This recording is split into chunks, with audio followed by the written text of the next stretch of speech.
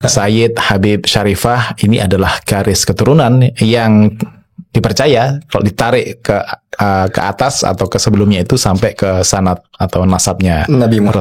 Rasulullah SAW, Nabi Muhammad gitu ya. Untuk standarisasi yang mereka gunakan, apalagi dalam pernikahan, terutama ini dalam pernikahan, ranah pernikahan seorang syarifah, mereka mewajibkan untuk setiap anak-anak perempuan mereka atau syarifah itu menikah dengan seorang syahid. Standarnya adalah harus Sesama syahid. Iya, kayak gitu. Apabila ada seorang syarifah gitu atau keluarganya, mereka membolehkan pernikahan dengan kalangan non syahid.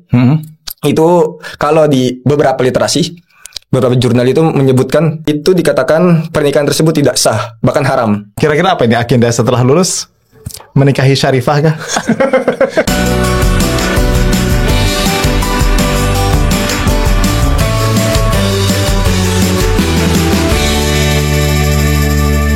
Assalamualaikum warahmatullahi wabarakatuh. Jumpa lagi di Wonder Home Podcast, The Spring of Literacy. Bersama saya Syifa Amin. Dan pada malam hari ini kita akan ngobrol dengan Mas Ahmad Azam Novaldi. Betul. Gimana kabarnya Mas Azam? Alhamdulillah sehat Pak. Jadi Mas Azam ini adalah mahasiswa Magister Ilmu Agama Islam. Betul. Di Universitas Muhammadiyah Yogyakarta. Iya. Yang baru saja menyelesaikan tesisnya, Ya, mempublikasikan artikelnya, Alhamdulillah, dan lulus insya Allah wisuda di bulan September. Alhamdulillah, insya Allah.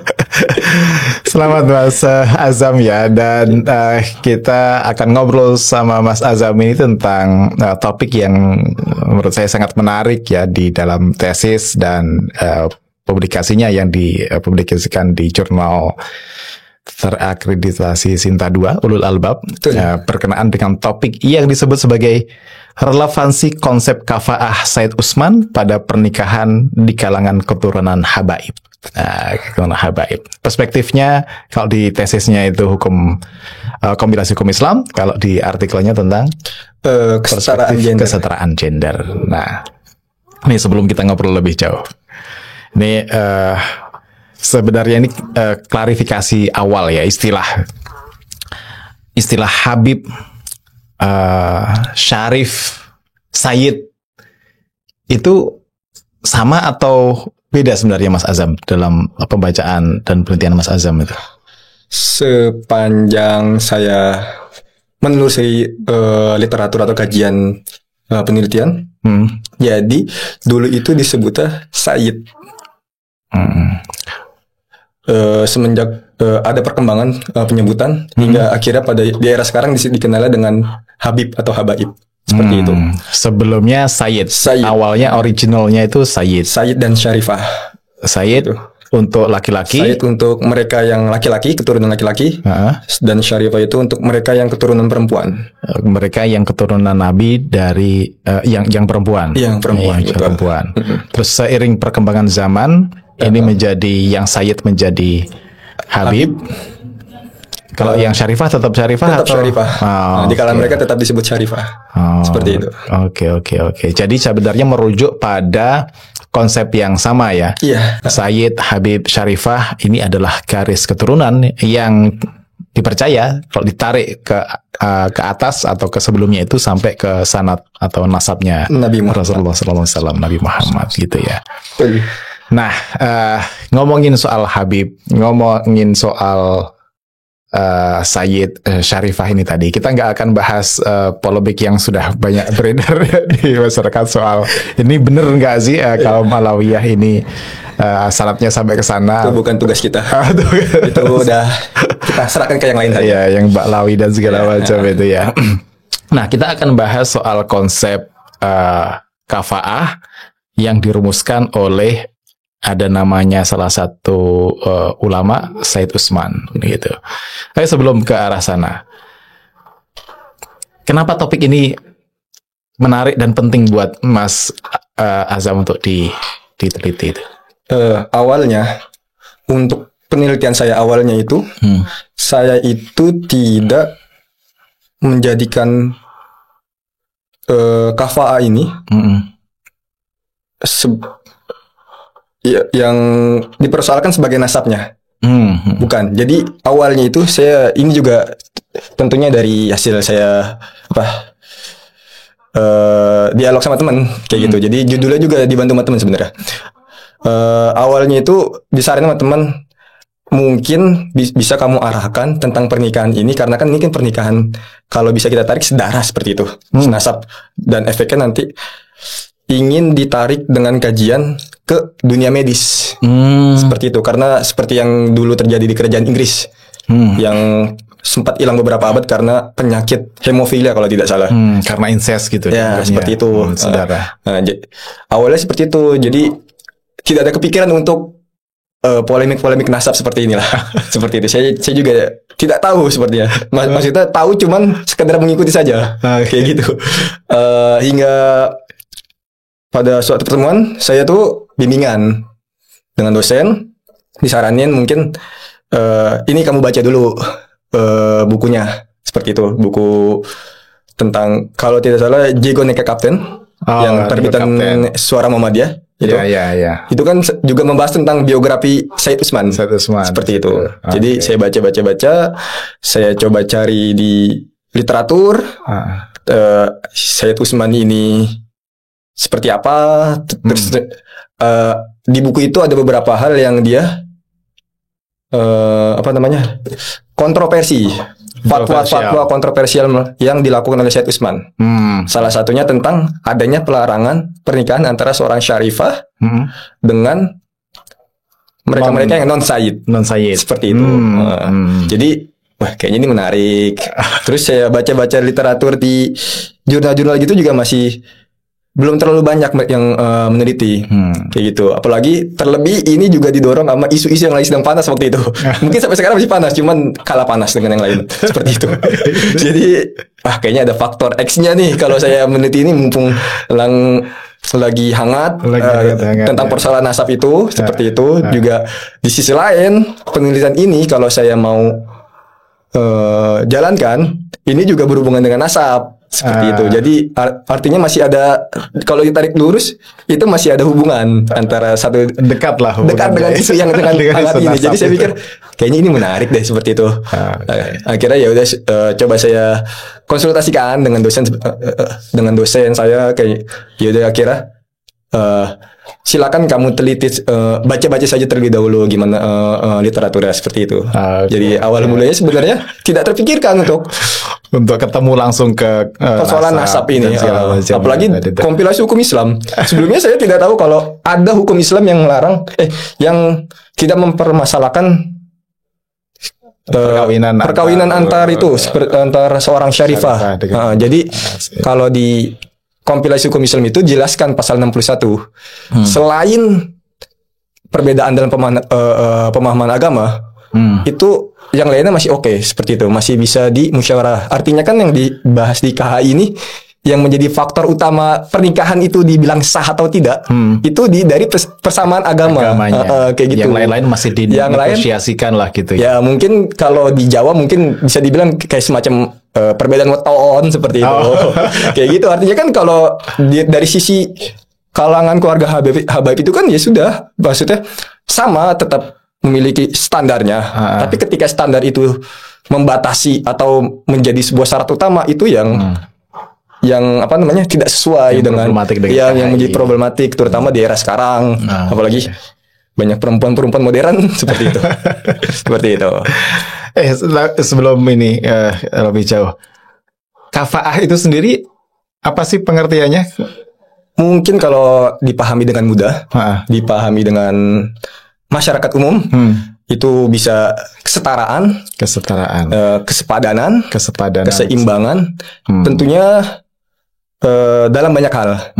Mungkin ada sebagian masyarakat yang menjadikan kafaah pendidikan itu ya sudah berarti harus menikah dengan pendidikan. Misalnya ada anak S1, berarti harus menikah dengan minimal S1 juga. Tidak boleh dengan yang lulusan SMA. Seperti itu. Jadi kalau gampang yang dimengerti ya sudah, bisa kesetaraan, kesepadanan lah antar calon pasangan, terutama untuk kafaah ini kan diperuntukkan untuk perempuan. Oh, yang dijadikan sebagai Syarat. Objek yang harus memenuhi kriteria kafaah ini tadi di sisi perempuannya gitu. Jadi hak untuk meminta syarat kafaah ini perempuan. Oh, hak untuk meminta syarat kafaah ini adalah perempuannya gitu ya. Seperti itu. Oke. Jadi ya sudah, kalau misalnya ada anak seorang bapak perempuan dengan standarnya anak tersebut S2 mungkin. Oh, suami saya nanti suami si ini harus minimal sarjana. Tidak boleh yang lulusan SMA atau apapun gitu. Jadi ada sebagian masyarakat yang menjadikan, jadi kesepadanan ini tadi levelnya atau bentuknya bisa macam-macam. Betul. Bisa pendidikan, bisa mungkin harta, status sosial, bisa keturunan, bisa agama. Tapi yang kalau dalam hukum Indonesia tadi itu yang dipegangi adalah kesamaan atau kesetaraan di agama. Di agama itu ya. Yang lain-lain masih bisa dirundingkan gitu, di antara kedua belah pihak. Seperti itu. Hanya saja ini tadi kalau kita ngobrolin di kalangan sayyid, di kalangan habaib, di kalangan syarifah, mereka punya standar kafaah tersendiri gitu ya. Betul. Apa standar kafaah yang beredar di kalangan lingkungan habaib atau kaum Alawiyin ini? Untuk standarisasi yang mereka gunakan, apalagi dalam pernikahan, terutama ini dalam ranah pernikahan seorang syarifah, mereka mewajibkan untuk setiap anak-anak perempuan mereka atau syarifah itu menikah dengan seorang syahid. Standarnya adalah harus sesama syahid. Iya, kayak gitu.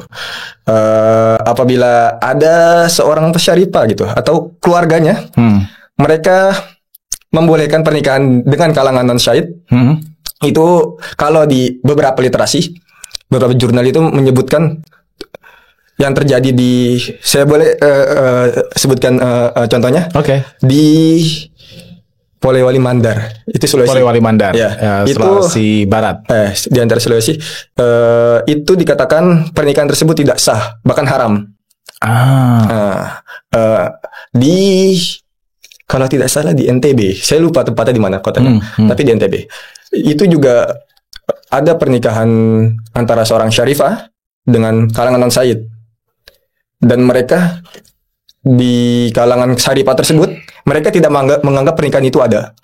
Jadi ketika akad atau resepsi pernikahan seorang syarifah dengan non syahid, mereka malah tidak datang, tidak menghadiri.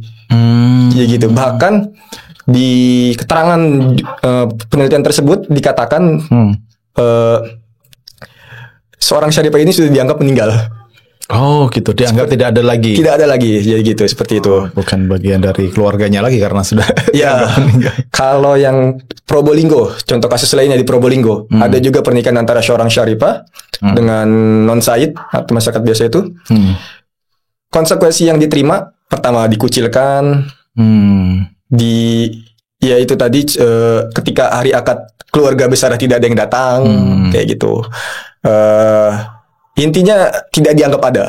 Seperti itu. Dua-duanya, suami dan istrinya. Syarifah dengan suaminya ini tadi. Seperti itu. Terutama dari kalangan pihak keluarga syarifah ini. Seperti itu. Oke. Nah, kalau ini dirunut gitu, pemahaman semacam ini berasal dari mana? Dari mana maksud saya? Dalam konteks Indonesia, apa peran tadi Said Usman dalam konteks diskusi tentang kafaah antara pernikahan antara syarifah dan non sayyid itu tadi? Tentunya ini pasti kita tarik ke belakang tentang kenapa beliau menfatwakan adanya pelarangan tersebut. Ini mungkin kalau dibilang omongan zaman sekarang itu dosanya Said Usman itu ditanggung di era sekarang atau di era yang setelahnya itu ditanggung karena adanya pelarangan tersebut ini. Semisal seperti itu. Jadi ketika Said Usman itu memfatwakan pernikahan tersebut, pelarangan tersebut, beliau itu sebenarnya sebelumnya saya ceritakan dulu siapa Said Usman ini. Jadi Said Usman itu kalau belum pada tahu, Syed Usman itu seorang mufti Batavia pada eranya atau pada zaman kolonial di abad 19 ya. Betul. 1800 sekian. 800 sekian. Beliau itu seorang mufti, mungkin kalau sekarang bisa disebut sebagai MUI. Mufti MUI. MUI ya, MUI di era modern. Embrionya MUI. Mungkin seperti itu.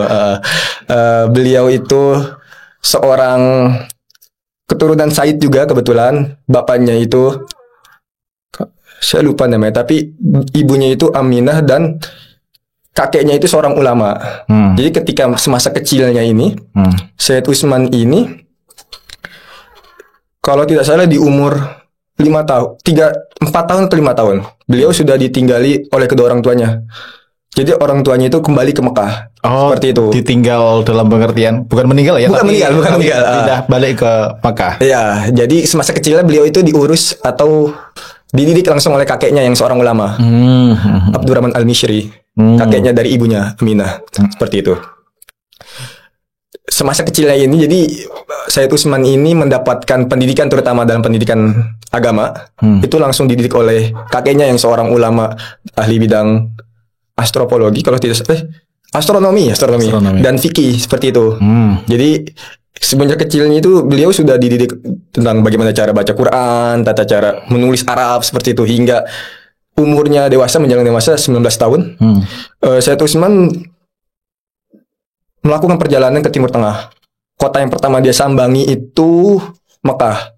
Karena di sana selain ada keluarganya, beliau juga turut belajar. Belajar juga di Mekah itu. Selama 5 tahun dengan ulama-ulama pada zamannya. Ulama Nusantara juga banyak. Ulama Indonesia yang tinggal di Mekah zaman itu sudah banyak kan. Nah, Ahmad Zaini Dahlan gitu ya. Kayaknya itu. Iya. Jadi selama 5 tahun beliau itu belajar di sana. Beliau belajar agama salah satunya. Setelah 5 tahun tersebut beliau melanjutkan perjalanan ke kampung halamannya, Hadramaut, Yaman. Ke Yaman, ke Hadramaut. Kurang lebih selama 19 tahun belajar di sana. Beliau belajar dengan, saya lupa nama gurunya, tapi Habib saya lupa gitu. Intinya beliau itu, keduanya itu yang mempengaruhi pola pikirnya ketika Syed Usman balik berfatwa tentang adanya pelarangan pernikahan ini. Seperti itu. Karena nantinya ketika Syed Usman ini berfatwa tentang adanya pelarangan pernikahan ini, itu disandari dengan fatwa yang diberikan atau arahan yang diberikan oleh gurunya ketika dia belajar di Hadramaut Yaman ini. Seperti itu. Jadi ketika Syed Usman ini menfatwakan sesuatu, itu tidak pure murni karena hasil pola pikirnya, hasil ijtihadnya. Iya, hasil ijtihad seperti itu. Tapi melainkan mengikuti ijtihad orang di Hadramaut. Ya, mungkin kalau dibilang panutan-panutannya. Seperti itu. Oke. Gitu. Fatwa-fatwa di sana ya. Oke. Selain itu, selain tadi itu background pendidikan dan belajarnya Syed Usman yang belajar di Mekah, di Hadramaut, terus kemudian kan pulang ke Indonesia, ke pre-merdekanya Indonesia lah, sebelum ada Indonesia, tapi di Batavia pada saat itu. Dia juga berarti sudah belajar di itu tadi ya, di Mekah sama Hadramaut tadi ya. Ada beberapa negara, kalau tidak salah itu di Mekah, Hadramaut Yaman. Beliau setelah itu lanjut ke Mesir. Ke Mesir juga. Setelah itu ke Turki. Yang terakhir kalau tidak salah ke Tunisia. Jadi selama 5 negara itu kalau tidak salah, beliau kembali ke Indonesia Kembali ke Indonesia dan kemudian diangkat oleh Belanda sebagai dalam tanda kutip seorang mufti yang berkolaborasi erat dengan ada salah satu tokoh orientalis atau scholar dari Belanda, Snog Horgronje, dan mereka saling bekerja sama lah dalam konteks dalam konteks pembaharuan pembaharuan hukum Islam dan penerapannya di Indonesia gitu. Nah, pemikiran itu tadi, let's say pemikiran tentang kafa'ah, tentang ketidakbolehan syarifah menikah dengan yang non Sayyid atau non Habib gitu, itu murni hanya mengikuti fatwa-fatwa gurunya, teladannya di Hadramaut, atau dia juga sebenarnya melihat konteks habaib Sayyid dan syarifah di Indonesia yang mungkin pada masa dia pengen dipertahankan nih komunitasnya, pengen dipertahankan nih agar tidak tercampur darahnya dengan yang lain-lain, gitu nggak? Ada nggak pengaruh bacaan dia juga tentang konteks Indonesia gitu? Berarti selain dari pengaruh dari kedua gurunya ini, sepanjang saya teliti itu jadi ketika di masa kolonial, strata itu dibagi 3. Pertama itu bangsawan, yaitu yang orang-orang Eropa. Bangsawan Eropa itu dianggap bangsawan ya. Eropa. Jadi kelas pertamanya orang Eropa. Kedua itu mungkin kayak Arab, Cina itu. Itu kelas menengahnya, dan kelas bawahnya kelas keduanya. Mungkin kelas ke bawah atau ketiga itu Nusantara, pribumi. Kasta ketiganya pribumi. Mungkin salah satu kenapa beliau melakukan adanya fatwa tersebut sebagai pertahanan untuk mempertahankan agar nggak turun kelas gitu kira-kira. Bisa jadi.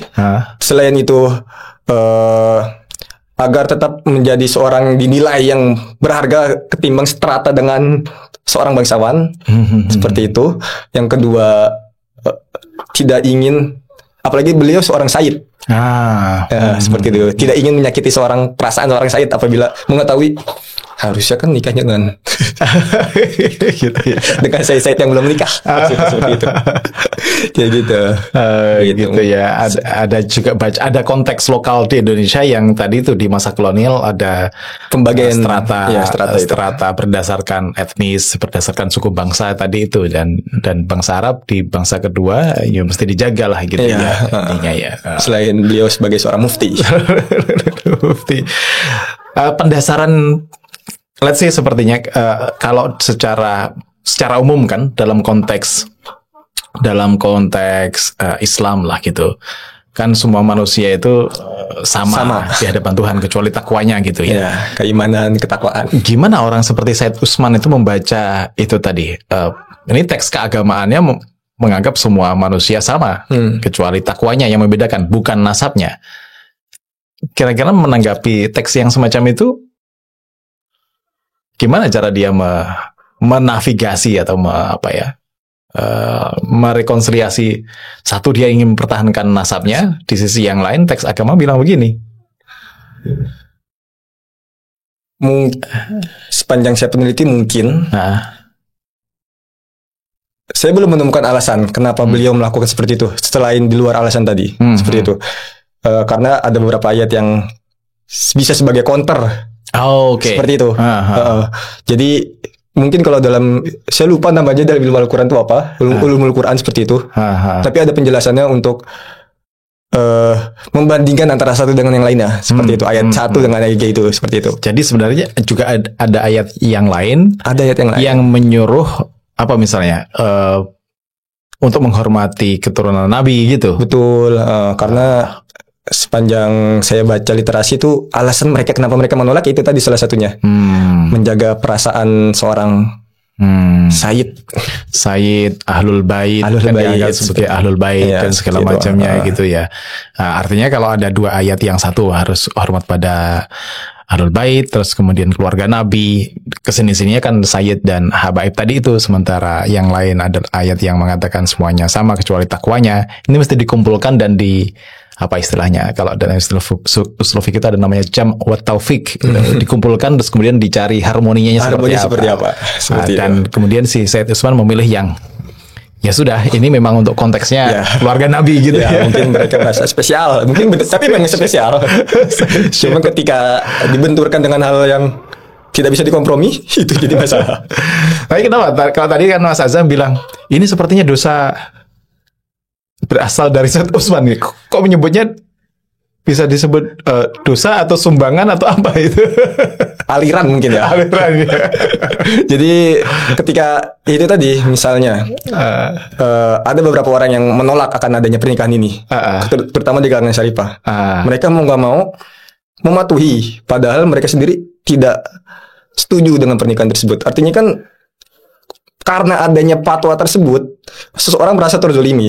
Seperti itu. Selain itu, apabila kita tarik dengan kesetaraan gender atau kebebasan hak yang dimiliki perempuan, terutama di era modern inilah, ini sangat hal-hal seperti ini sangat bertentangan dengan adanya di ranah sekarang, di era modern ini, seperti itu. Kalau dihadapkan pada nilai-nilai yang sekarang apa itu namanya berkembang ya, paling nggak diadopsi oleh masyarakat modern tentang kesetaraan, gender, kesetaraan manusia, macam-macamnya, kebebasan. Nah, ini merasa spesial, merasa superior di atas yang lain, ini bertentangan sesungguhnya. Seperti itu. Sepertinya. Oke.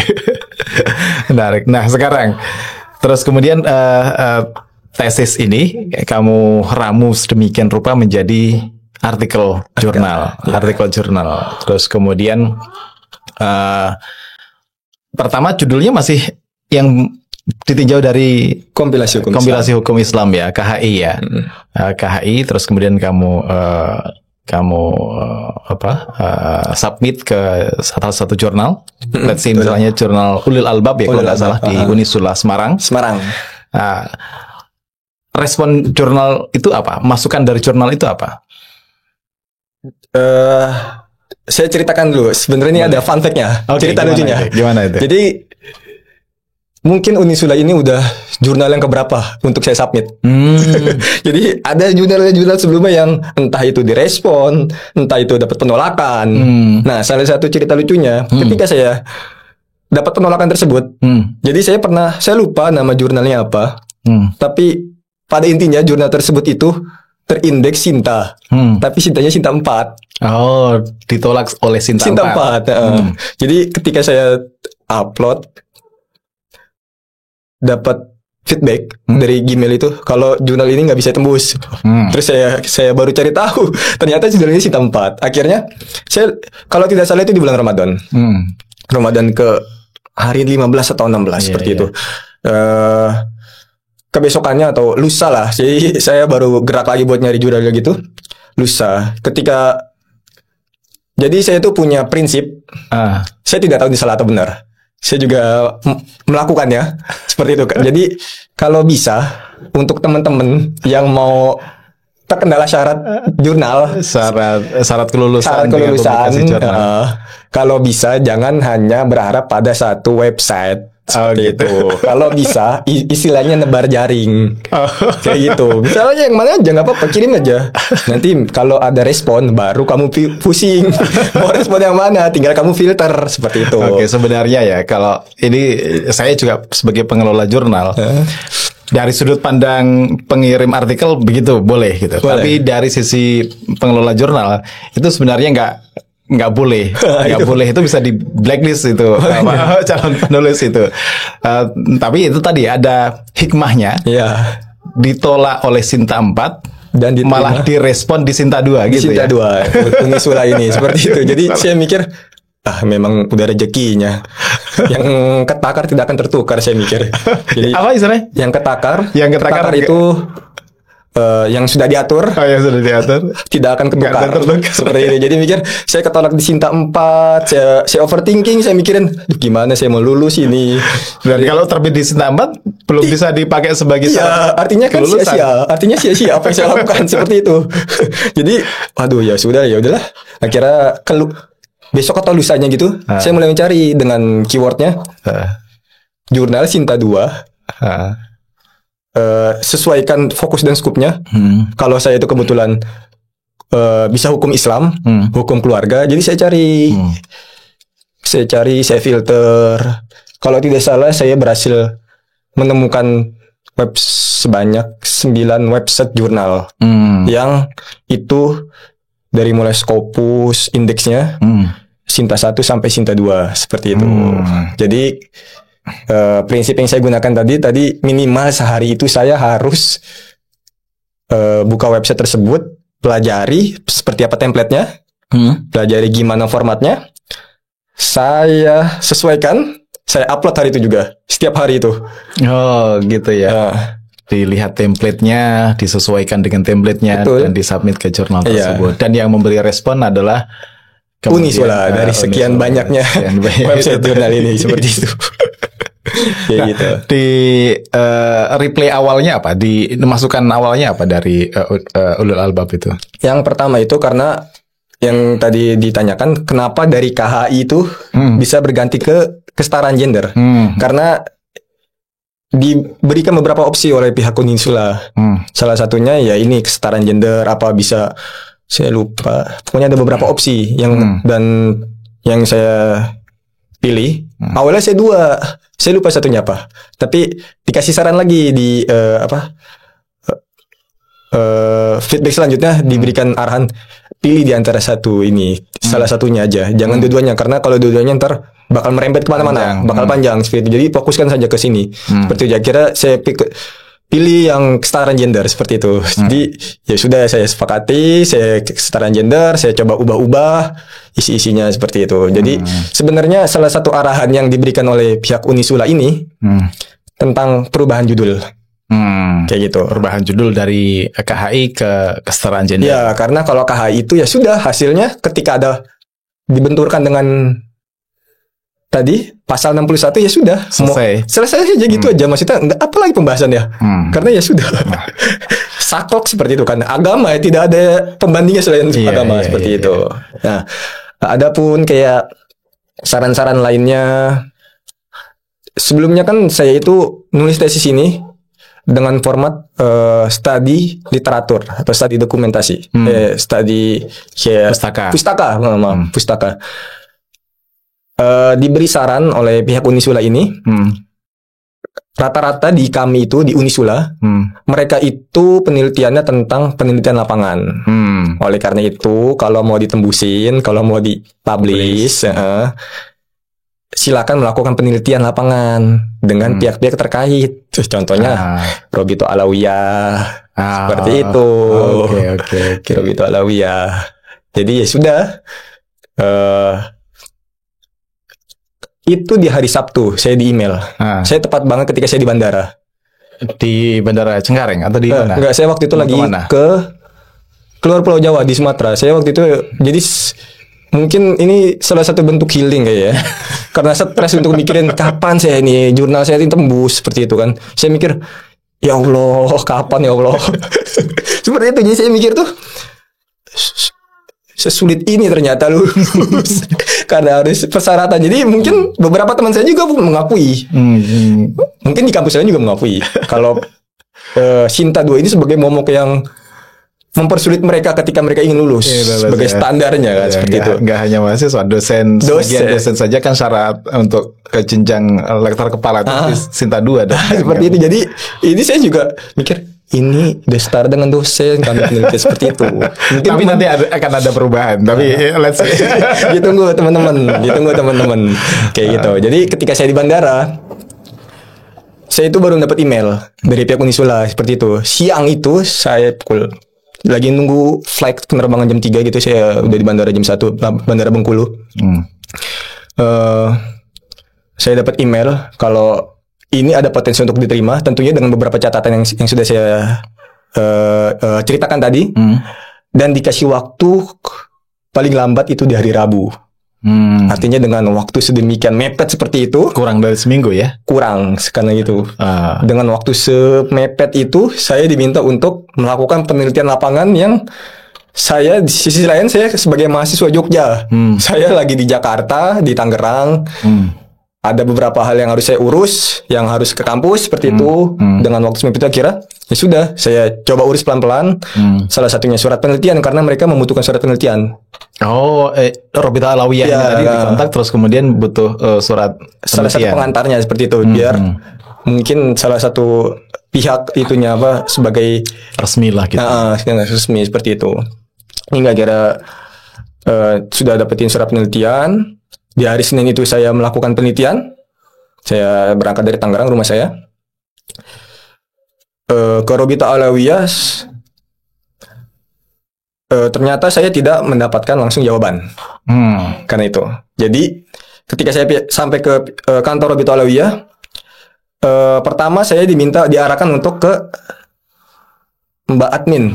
Mungkin bisa disebut Mbak Admin ya. Seperti itu. Mungkin saya nggak tahu namanya apa. Mbak Adminnya Syarifah juga nggak tuh? Saya kurang tahu. Tapi seorang perempuan kayak gitu, seperti itu. Saya juga manggil Mbak aja gitu. Terus diarahin kalau Mas ini kalau mau penelitian karena judul Mas tentang nasab, nanti kami arahkan dengan pihak yang mengurus catatan nasab. Seperti itu. Terus saya tanya, kira-kira bisa nggak wawancara langsung? Kayak gitu. Terus coba saya tanyakan Mas, gitu. Kebetulan orangnya belum datang. Terus saya dikabari lagi, Mas ini ternyata nggak bisa wawancara langsung. Kan saya pengennya wawancara langsung karena biar mengalir gitu aja, kayak gitu. Saya diminta, kira Mas kirim aja daftar pertanyaannya kayak gitu. Nanti kami bantu, kami perantarakan seperti itu dengan pihak pencatatan nasab ini seperti itu. Akhirnya saya ditemui oleh salah seorang Habib, namanya Habib Umar. Terima kasih Habib Umar telah membantu saya. Terima kasih Habib Umar seperti itu. Saya bertemu dengan Habib. Akhirnya yang menjadi perantara saya dengan pihak Robito Alawiyah itu Habib Umar yang membantu saya. Narasumbernya bukan Habib Umar sendiri yang bukan memberi jawaban. Habib Umar hanya sebagai perantara antara saya dengan pihak lembaga pendidikannya. Jadi bukan lembaga pencatatan nasabnya. Mungkin itu tadi mereka tidak berani untuk memberikan jawaban yang hal-hal yang isunya sedang hangat di kalangan mereka kayak gitu. Jadi sebisa mungkin mereka kalau yang mau jawab bidang yang kompeten deh kayak gitu. Maksudnya yang ahlinya aja deh. Jadi diberikan kepada yang ahlinya seperti itu. Jadi itu kan hari Senin. Ya, akhirnya Mas Azam akhirnya membuat list pertanyaan itu tadi. Iya, karena kan sebelumnya saya tuh pengennya ngalir. Karena kalau ngalir kan lebih enak. Pertanyaan yang dibuat oleh Mas Azam apa akhirnya itu? Salah satunya tentang kesetaraan gender. Jadi sebisa mungkin saya, apa ya? Mungkin ada kemajuan zaman AI. Jadi saya nanya kayak gitu, apa ya pertanyaan yang cocok untuk itu kayak gitu-gitu. Akhirnya saya kemas, saya olah lagi. Ya sudah saya kirim, akhirnya kayak gitu. Hubungan ini tadi, hubungan antara nasab dan kesetaraan gender seperti itu. Mungkin kayak pengantara saya tanyakan gimana sih respon mereka soal kafah ini seperti itu. Kayak gitu. Terus pertanyaan awal, terus pertengahan saya sudah mulai masuk ke ranah-ranah kesetaraan gender. Mereka gimana sih mandangnya itu kalau ada seorang syarifah menikah dengan seorang non said seperti itu. Terus kira-kira yang mereka lakukan itu nggak sih kayak membatasi hak perempuan, terutama kesetaraan gender kayak gitu. Akhirnya saya buat pertanyaan, saya kirim di hari Senin itu. Hari Selasa saya coba chat, saya tanyakan gimana Bib, apakah udah ada respon kayak gitu Bib. Terus belum ada Mas, ditunggu ya Mas kayak gitu. Di hari Rabunya, di deadline-nya, di hari hanya kayak gitu. Gimana Bib, apakah udah ada jawaban? Belum Mas, mohon maaf. Itu pagi. Persisten ya. Iya, kayak gitu. Saya mikir lumayan gitu. Saya mikir ya Allah, apakah belum rezeki nih? Ya Allah gimana? Kayak gitu. Jadi di sisi lain juga kan kebetulan saya ada keluarga yang kenal dengan pihak Robito Alawiyah. Coba saya minta tolong dengan kalau mungkin apa ya nama Betawinya itu kakek ya, mungkin soalnya masih dalam masalahnya. Mungkin gampangnya kakek atau kayak gitu. Saya minta tolong gini gimana ya mau wawancara Opang gitu. Kan saya kalau panggil Opang di rumah. Mau wawancara sama pihak Robito Alawiyah tapi belum dapat jawaban. Terus kebetulan beliau itu punya kenalan dengan pihak Robito Alawiyah. Kira saya diarahin ini ke sini aja kalau mau, dikasih nomornya. Nah, ketika saya sudah hubungi Habib tersebut, pihak Robito Alawiyah tersebut, ternyata itu tadi mereka belum berani jawab karena ini bukan bagian mereka merasa belum kompeten. Isu sensitif ini kalau salah. Seperti jadi jawaban bisa berhabis. Iya, jadi saya pikir ya Allah apa emang belum rezeki seperti itu kan. Akhirnya sudah. Terus dapat jawabannya itu di hari Rabu. Hari Rabu. Hari Rabu. Tidak, saya dapat jawaban dari Kamis. Jadi hari sudah habis. Deadline sudah habis. Sudah over. Tapi kamu minta extension ke. Oh enggak, jadi di hari Kamis itu juga saya dapat jawaban itu di hari Kamis pagi. Tapi saya dapat perpanjangan waktu itu dari pihak Unisula di hari Kamis sore. Tiba-tiba di email. Saya ada perpanjang waktu nih kalau mau diterusin akhirnya Sabtu jam 10 pagi. Seperti itu. Seminggu pas lah. Seminggu pas. Jadi perhitungan seminggu pas. Terus jawaban intinya jawaban dari Robito Alawiyah yang kamu dapatkan? karena ini salah satu wawancara tertutup ya, jadi saya merasa sebenarnya saya belum puas. Sebenarnya saya pengennya terbuka aja, biar mengalir. Cuman karena ini tertutup ya sudah, dengan jawaban seadanya, jawaban seminimalis mungkin itu, mereka sepakat untuk menolak adanya pernikahan ini.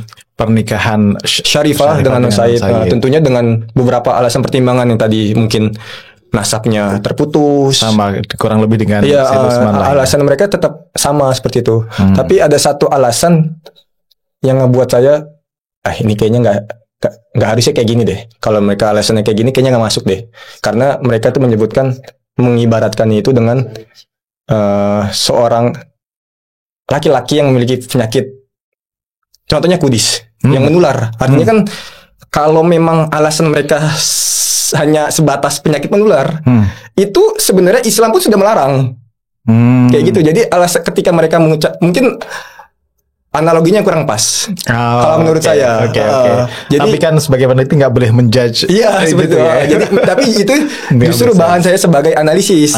Gitu ketika beliau menjawab seperti itu, kurang tepat kalau menurut saya. Karena Islam pun sudah melarang kalau memang ada penyakit menular seperti itu. Jadi tanpa ada embel-embel nasab pun, ya sudah, Islam sudah melarang pernikahan tersebut seperti itu. Dan tidak bisa orang yang non Sayyid dianggap sebagai agen penular penyakit gitu. Kalau itu bahaya. Itu lebih bahaya lagi kalau seperti itu. Itu lebih bahaya lagi, makin panas lagi nanti. Seperti itu. Tapi intinya itu tadi memang nggak diperkenankan untuk menjaga nasab. Nggak diperkenankan pernikahan yang tidak dianggap tidak sekufu, tidak sekafaah ini tadi ya. Oke, akhirnya diramu data itu, kamu masukkan dan kamu submit kembali ke jurnal itu. Saya ingat banget kok itu. Saya Jumat malam, saya mulai start dari Jumat, setelah sholat Jumat sampai Sabtu subuh. Jadi, harus kejar target. Sabtu pagi jam 10 dikasih deadline. Jam 10 pagi harus upload, harus sudah selesai. Ya sudah, jadi mau nggak mau tidak tidur malam itu. Saya mikir, ya udahlah, nggak apa-apa lah, yang penting tembus gitu. Saya mikir, nggak apa-apa deh, nggak tidur juga, yang penting tembus aja habis ini, kayak gitu. Saya mikir kayak gitu. Jadi akhirnya sudah, saya coba semalaman itu, saya baca penelitian-penelitian juga yang terkait, kayak gitu.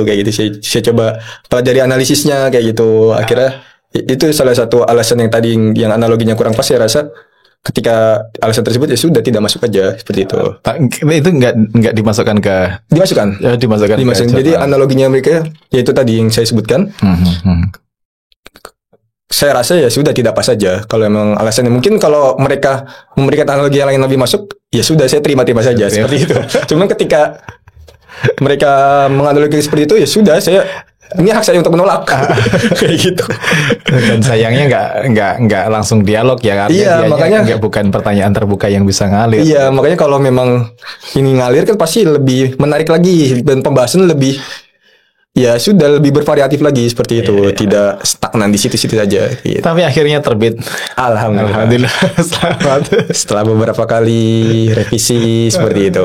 Lega ya rasanya. Gimana rasanya? Lega sekali. Langsung daftar untuk ujian. Karena sebagai syarat ujian itu. Seperti itu. Ya, alhamdulillah. Selamat akhirnya sampai di penghujung. Sementara alhamdulillah, teman yang lain masih berjuang, ada di sini juga. Oke, kalau misalnya sharing dari pengalaman Mas Azam tadi itu untuk teman-teman yang sedang perjuangan sekarang lah, apa masukan atau insight yang bisa kamu share dengan mereka? Mungkin ini, saya sering kali ditanyakan tentang tata cara penggunaan Mendeley. Oh gitu. Entah itu dari mahasiswa UMY atau yang lain. Karena ketika saya temukan, terutama di lingkungan pertemanan saya tanya, kamu pakai Mendeley enggak untuk citasi atau apa? Enggak, kami manual saja seperti itu. Saya kaget, kok bisa? Gitu, padahal Mendeley gitu di eranya gitu, Mendeley atau Zotero atau yang lain seperti itu. Ya, Mendeley itu reference manager ya, bisa Zotero, Mendeley atau EndNote gitu. Betul, apapun lah gitu. Terus ada beberapa mungkin ini saran yang sering saya berikan ke teman-teman saya. Karena saya juga jujur aja saya juga baru tahu fungsinya Mendeley, salah satunya seperti ini. Jadi salah satu permasalahan ketika saya publish jurnal tersebut yang menjadi titik utama kenapa saya sering revisi itu pada di Mendeley, sitasi di ketika saya apa namanya itu saya lupa, memasukkan, ya ketika saya mengutip suatu ide atau itu teori. Jadi pihak publikasi itu, saya rasa semua publikasi terutama yang Sinta 2 ya, Sinta 2 mereka lebih detail untuk tahap-tahap dari segi apapun itu, terutama ya tadi itu Mendeley dari kutipan, cara pengutipannya, informasi apa yang disertakan dalam pengutipan. Jadi itu salah di Mendeley di website jurnal itu, mereka itu kan punya doi. Ini yang menjadi permasalahan saya ketika saya menulis kemarin, ketika saya revisi. Kebanyakan mungkin dari isi penelitian saya itu mungkin yang revisi di bagian isinya itu hanya sedikit, tapi justru di bagian yang banyak itu ketika saya salah dalam Mendeley tersebut. Contohnya di doi-nya. Jadi setiap website itu ada doi penelitian seperti itu. Nantinya doi itu mungkin berfungsi sebagai, entah kita dari doi tersebut kita bisa langsung terhubung dengan website jurnal tersebut. Terus salah satu fungsinya lain itu sebagai validitas jurnal tersebut beneran ada seperti itu, tidak error. Nah, kebanyakan kemarin itu ketika saya mengkutip doi-nya itu error. Doi itu ini kalau singkatannya adalah Digital Object Identifier. Itu kayak nomor KTP-nya artikel itulah gitu ya. Jadi biar pertama mungkin ya itu tadi fungsinya sebagai menambah kunjungan dari orang-orang yang ingin mensitasi seperti itu langsung akan terhubung kalau diklik ke jurnal yang mempublikasikan artikel itu. Itu sangat membantu buat apa itu namanya penerbit artikel tersebut, jurnalnya gitu. Seperti itu. Terus kalau dari sisi penulisnya atau si penelitinya itu kan bisa menambah siapa yang sudah mengutip kayak gitu, dari artikelnya. Iya, gitu. Siapa yang jadi ketahuan. Nah, jadi kalau untuk teman-teman nih, kalau yang mau Sinta 2 terutama yang itu yang mau publisher, coba dicek lagi doi dari setiap jurnal yang kalian kutip, apakah itu udah valid atau belum, seperti itu. Kalau diklik bisa langsung ke websitenya itu. Atau error gitu. Nah, karena kalau error jangan error gitu. Pastikan jangan error, karena kalau error ya sudah, itu akan jadi permasalahan yang akan dibahas ketika reviewer itu membaca seperti itu. Yang terus Mendeley, tata cara penggunaan Mendeley saya sering kali ditanyakan kayak gitu. Banyak yang nanya ya. Banyak. Jadi gimana nih? Ada yang tahu nggak sih cara Mendeley kayak gitu? Terus ya udah tinggal download aja. Terus ntar kalau kalau mau upload ya, kalau mau gampangnya itu tadi dari doi. Jadi fungsinya doi itu kita cukup mengcopy doi-nya itu. Kalau memang doi-nya itu sudah valid dan tidak error, itu langsung terhubung dan kita tidak perlu mendownload file tersebut. Jadi kayak gitu. Jadi lebih ringkes. Ya, sebenarnya tutorialnya sudah banyak di YouTube, bisa dicari ya kalau mau. Kalau di kampus, kalau di UMY ya, bisa pergi ke perpustakaan dan minta pustakawannya untuk ngajarin Mendeley, itu gratis juga bisa. Di kampus-kampus lain saya kira kalau pergi ke perpustakaan itu mesti juga ada service atau layanan yang bisa memfasilitasi mahasiswa ngajarin Mendeley, Zotero atau EndNote atau apapun yang dilanggan oleh kampus tersebut. Betul. Kalau kampusnya kampus yang mau effort dia. Selain itu dari UMY tentunya. UMY memang mantap. Oke, kita sudah ngobrol banyak soal Sayyid Habaib Syarifah, soal Said Usman, soal kafa'ah, soal jurnal, macam-macam lah ngalor ngidul. Mudah-mudahan bermanfaat, insya Allah, dan menginspirasi. Yang belum tuntas studi S1 atau S2-nya segera bisa dituntaskan, apalagi kalau sekarang studi S1 di beberapa kampus, salah satunya di UMY, nggak perlu nulis skripsi, bisa digantikan dengan nulis artikel jurnal gitu. Sinta 3, apalagi kalau Sinta 2 gitu. Sinta 3 1 boleh. Kalau Sinta 2 kalau tingkat S2 magister ya Sinta 2 gitu. Semangat teman-teman. Semangat. Gitu ya. Makasih Mas Azam atas sharingnya. Sekali lagi selamat. Kira-kira apa ini agenda setelah lulus? Menikahi Syarifah kah? Belum terpikirkan. Tidak ada planning. Tidak ada planning. Kayaknya yang ini sudah nulis tentang Sayyid ini kayaknya menggugat lembaga Alawiyah agar bisa masuk, agar bisa diterima di kalangan mereka. Oke, sekali lagi makasih. Insya Allah good luck, mana aja dengan apapun nanti setelah lulus karir atau langkah dan aktivitas yang ditempuh. Dan ketemu jodoh atau ketemu karir pekerjaan yang mantap lah insya Allah. Amin insya Allah. Makasih. Demikian obrolan kita pada kesempatan kali ini. Terima kasih. Stay tune di Wonder Home Podcast. Assalamualaikum warahmatullahi wabarakatuh.